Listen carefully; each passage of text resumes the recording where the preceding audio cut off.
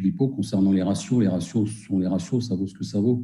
Deux éléments fondamentaux concernant la situation budgétaire du Grand Reims, c'est son épargne brute qui reste tout à fait exceptionnelle, même si elle baisse quelque peu sur l'année 2021, et puis sa capacité de désendettement, comme l'a rappelé Jean-Marc Rose, 1,8 années pour une projection à 6 ans, sachant qu'on essaiera quand même d'être en dessous de 6 ans, nous place parmi les collectivités de taille identique dans une perspective budgétaire 2020 et dans les perspectives que nous avons pu faire pour la durée du mandat d'une manière un peu plus sereine que certaines collectivités. Voilà ce que je souhaitais dire, Madame la Présidente, en disant à mes collègues que bien évidemment, je suis à leur disposition s'ils souhaitent, en dehors du Conseil communautaire, avoir des remarques, des informations plus précises sur le budget. On aura l'occasion d'ailleurs au cours du mois de décembre de leur faire une présentation des différents budgets.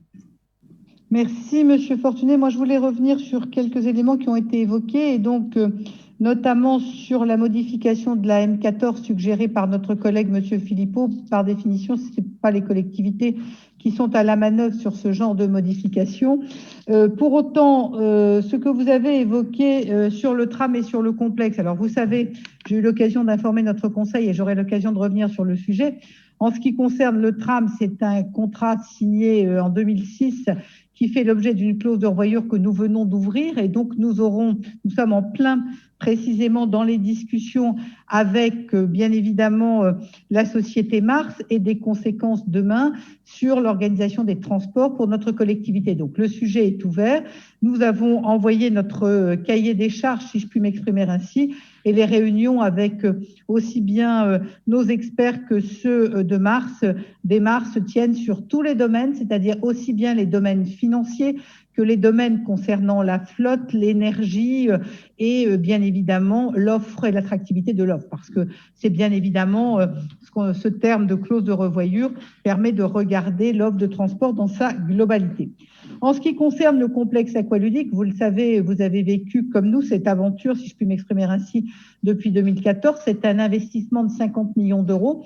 Et il est clair que sans le terrain, puisque le terrain est porté par la ville de Reims, et il est clair qu'un investissement de ce type nécessitait un montage financier tout à fait important. Et je ne peux pas vous laisser parler de dérapage de la dette. Certes, effectivement, nous passons d'une année 8 de remboursement à 6 années. Mais la question qu'on peut se poser, c'est est-ce que notre responsabilité d'élu, c'est de ne pas avoir de dette à rembourser et donc de ne pas investir et donc de ne rien faire? Parce que ce qui serait grave, c'est qu'effectivement, notre dette soit liée à du fonctionnement. Là, effectivement, nous, en quelque sorte, nous gaspillerons l'argent public. Alors que là, nous sommes sur une dette qui est générée par de l'investissement. Nous travaillons donc sur l'attractivité de notre territoire parce que notre responsabilité, elle est de préparer notre territoire pour la moitié du 21e siècle. Et donc, que nous diraient nos successeurs si nous nous contentions simplement de gérer de l'argent public sans investir et sans préparer le territoire pour l'avenir? C'est précisément la mission qui est la nôtre en tant qu'élus. Je voulais évidemment dire à Éric Quesnard que j'avais bien évidemment suivi